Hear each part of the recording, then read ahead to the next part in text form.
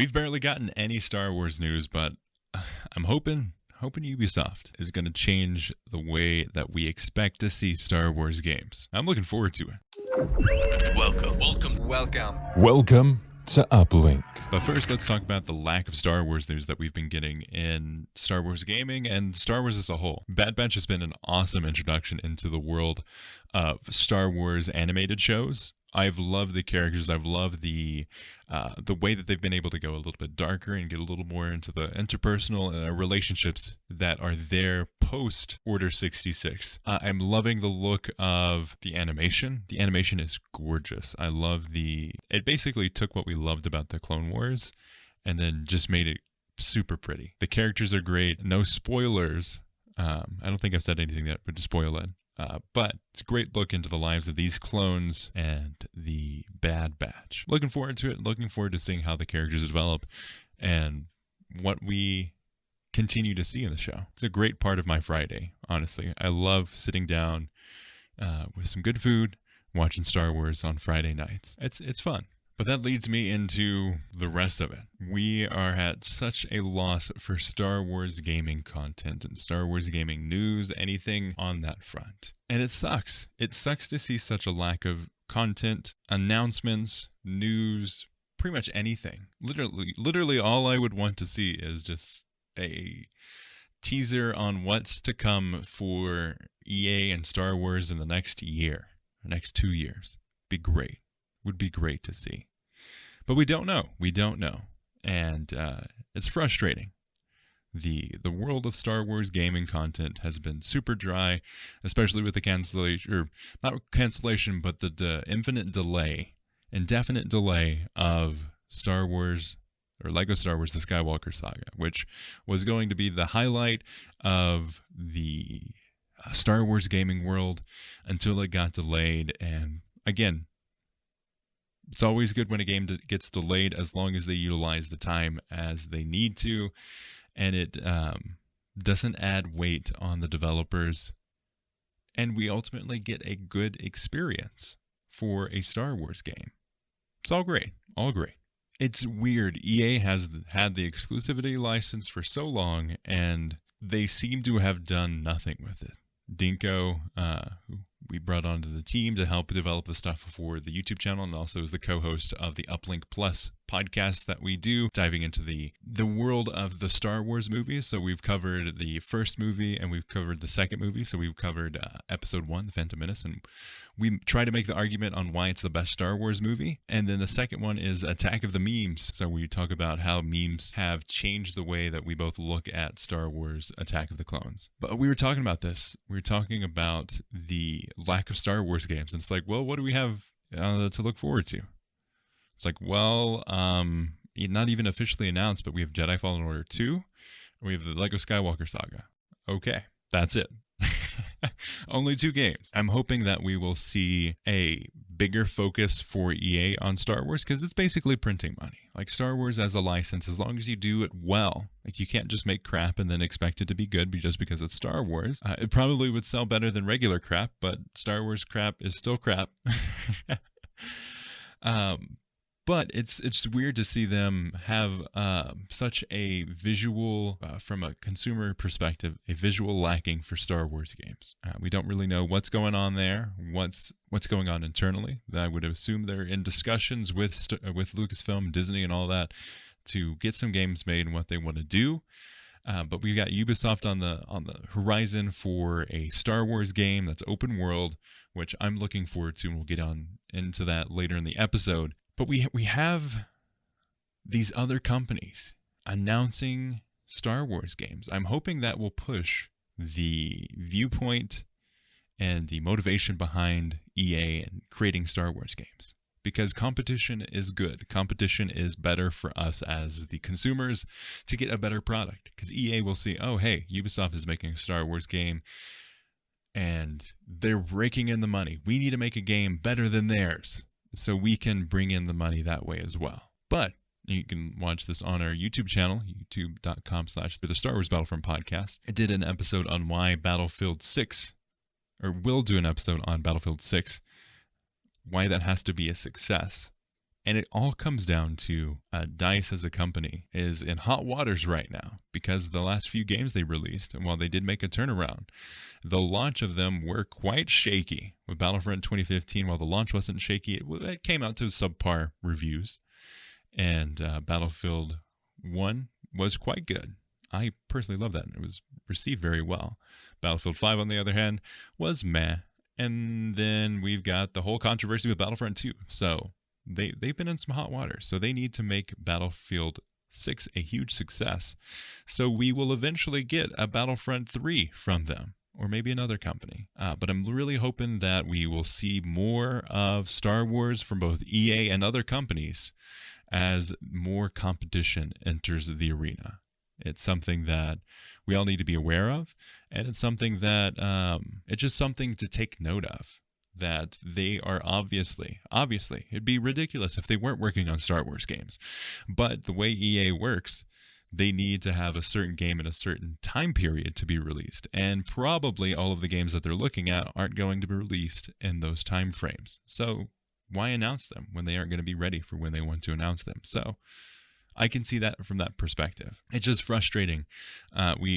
We seem to be on the edge of a golden age for Star Wars games, and right now it's nothing. It's blank. But I'm really looking forward to the future, and I'm glad that we have Battlefield on the horizon to look forward to. If you'd like to know more about Battlefield, definitely head over to our YouTube channel and hit subscribe there, as we're doing 2 to 3 videos a week all on Battlefield. So make sure to check that out.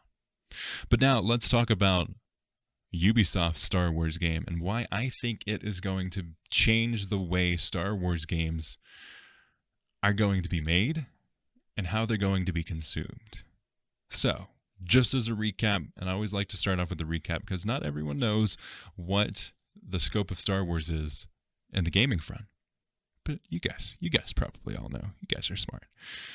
You are all wonderful individuals. I'm glad to have you as part of this community. But during the 2004, 2005, early 2000s, I'll say, early 2000s, maybe late 90s, that whole time frame, we had really good showing for Star Wars games, having 1, possibly 2 come out each year. I think one year we even had like 4 or 5 Star Wars games come out. Not all of them were great, but the numbers were there. And people were getting Star Wars games, and because there were so many of them, a lot more people were getting their favorite game genres met. So there's that part of things too. And then when EA got the license for Battlefront, or for Star Wars games in 2013, it was exclusive. It was an exclusive license, and during that time we saw Battlefront 2015, Battlefront 2 2017, Fallen Order, and Squadrons, as well as the spin-off games like Galaxy of Heroes and then the companion app for Battlefront 2015. Those are the offerings that we've had so far from EA, and that's all that we know we'll be getting from EA. Again, officially, they have not confirmed a Fallen Order 2 or when it will be announced. There's a rumor that it will now be coming out in early 2023 versus the rumored 2022. So it seems to be pushed out quite a bit. Again, I think it's early 2023, so not too bad, but it will be weird not to have it in a holiday season time frame, because I really enjoyed having that come out during that time frame. That brings us to Ubisoft. Ubisoft is a company, especially this specific team, Massive Entertainment, is going to be working on this game. It's going to be an open world Star Wars game. That's all we know 100% for sure. But the Massive team, I've also announced they'll be working on an Avatar game. The Blue People, not the awesome television show. They will be working on that, as well as continuing support for The Division 2. They've expanded new offerings for that game, as well as an update for the next-gen consoles. So it's really cool to see a game like that being supported. Like, it didn't necessarily have the greatest of launches, but they've turned it around in the long run. And it's been good to see what a Ubisoft online shooter can look like. And it's good news for us Star Wars fans, because from all that we've seen so far, and this is neither confirmed nor denied by anyone in those companies or anything involved, but from what we can see in the history of Massive, the game they're going to offer is probably going to be an open world online multiplayer game. I would assume that you can jump into squads with each other. It's rumored that it'll be a bounty hunter game, so bounty hunting, going through and collecting. There's been a rumor going around that it will not have any lightsaber combat, so I personally think that's a good idea to have some variants of this is going to be a game that isn't going to have lightsaber combat. It's going to be fully ground-based or maybe even vehicle-based combat, all ground, no superhuman abilities. It's all bounty hunting. That's what we've heard. That's what I would love to see. It would make sense. From a consumer perspective, it works great too. And from a creative perspective, it would work great too, because we'd have continued stuff to talk about on the podcast about all of the different weekly challenges that they have, how to do the best for those, what are the best matchups for your bounty hunter if you create them, or if they have set ones like an Overwatch style mixed with a Division, mixed with Destiny. It could be really cool if they go that direction, or they could just go... they can make the Division 2 but Star Wars, or they can do something completely different. Just because of the games that they've made in the past doesn't mean it's going to be the exact same that they make in the future. So it makes sense for their speciality to have a multiplayer open world game, but that doesn't mean that they have to do that. So what do I mean by it's going to change the way Star Wars games are going to be made?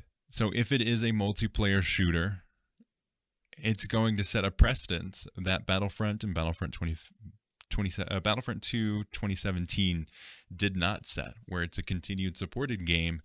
And from the Division stuff, they also support it through cosmetics purchasing too. So this would be a more next-gen future of gaming as an industry-based game. And that's really cool to see.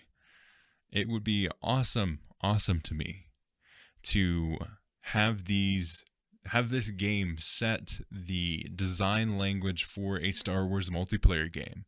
Could you imagine if this game comes out and then later on Battlefront 3 comes out, and because they set a precedence of how good a multiplayer game that is supported by cosmetics and has a living service game does. If it does well, we could probably see that from an eventual Battlefront 3. Which I think would be really, really cool to see, and would help sustain continued support for the Ubisoft game as well. Or maybe it is it's a game that's completely single player story based Star Wars open world game. Maybe you hop on between different planets, or you continue to stay in one planet, and that is your open world area. I just hope it's not sand-based. Come on, guys. Or if it is sand-based, make it on Tatooine. Don't use a new planet. Don't do it. Please. I beg of you. Don't do it. Sand and snow. Both of them are deserts. Don't do it. Please. I beg of you. I don't like sand. It's coarse and rough and irritating, and it gets everywhere. Star Wars, aka 50 Shades of Sand. So let's just, for the sake of this argument, let's say, and this is neither confirmed or denied, we don't know what's going on, where it's going in the future, we don't know really anything except that it's going to be an open world game. But let's just say it's a Division style game. To make this argument, it's a Division style game, and let's just say you can create your character. I personally would love to see it. Could you imagine being able to create your own character, have your own bounty hunter in the Star Wars universe, going around collecting bounties, going around battling out against other bounty hunters to capture the bounty, setting up and improving your gear? Does that not sound amazing? Does that not sound like the perfect Star Wars game, or at least one of the perfect Star Wars games?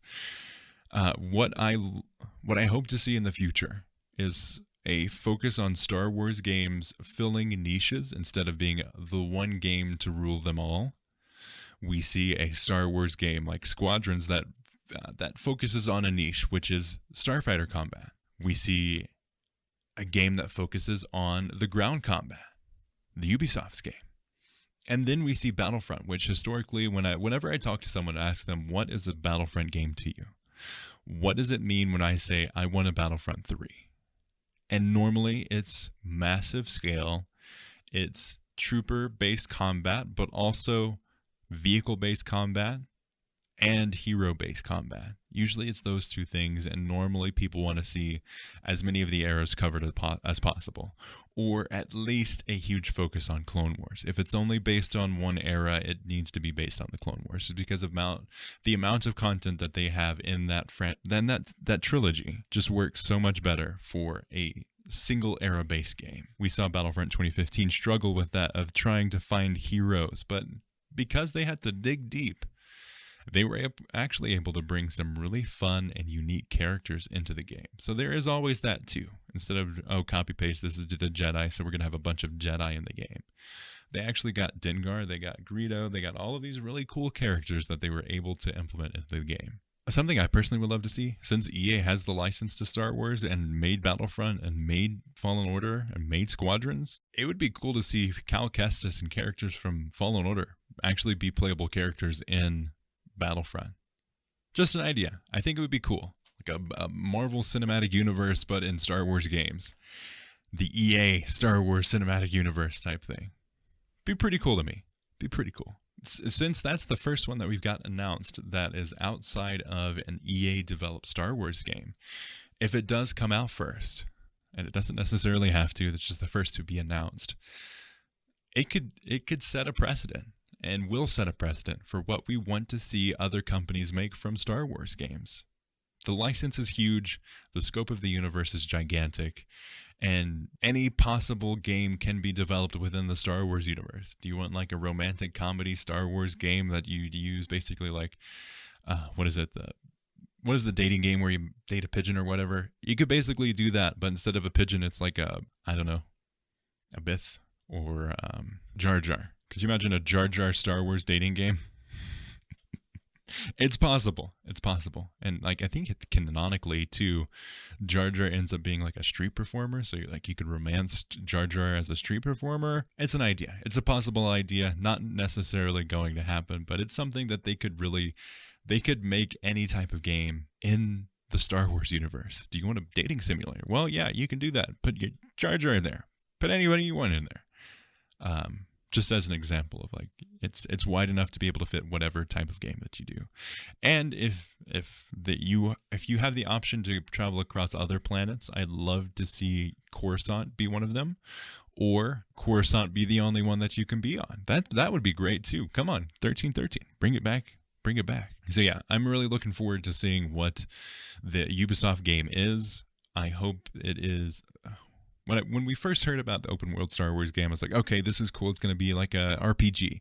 And then we started digging into the game development company, Massive, who made The Division. I was like, okay, it's probably going to be a Division-like. And when I first heard that, I don't really want that. It's going to be frustrating. We're going to be online all the time. That's not the game I want. Started thinking about it more. It's like, well, that could actually be pretty cool if they don't force you into being in a squad, but you could play online and they have the NPCs and not everyone is like another character. I think it could be really cool. I think it would benefit the universe and make it a little more alive. I think there's some parts of it that has some merit. I think there's parts of the Ubisoft game, whether it is single player, story-based, open world game, RPG style, or if it's an online shooter, bounty hunter, Division, or Destiny style game.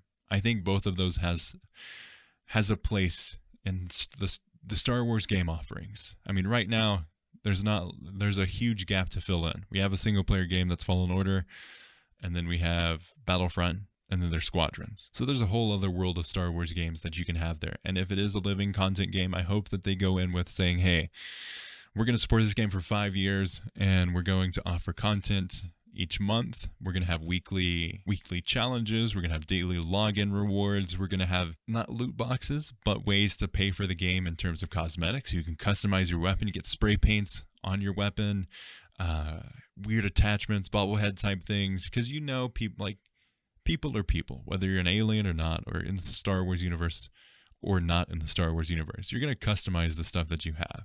So, yeah, I can see like a retired clone trooper that escaped Order 66 going through and spray painting his weapon or something like that. Or if you do offer stuff like that, say, hey, these are the canon appearances and this is the fun stuff. Like, and not everything has to be canon. And not everything should be canon. Really looking forward to hearing your thoughts. Let me know either by email or on Twitter or on the description or in the comment section of this YouTube video if you're watching on YouTube. So definitely reach out there.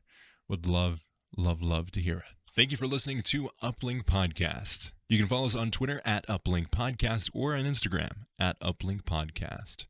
If you like the show, and we hope you do, please consider leaving us a review on Apple Podcasts or wherever you can leave a review. It helps us out a ton. It gets your feedback and it helps us attract new listeners. If you'd like to support the show, you can do so on our Patreon, patreon.com/uplinkpodcast.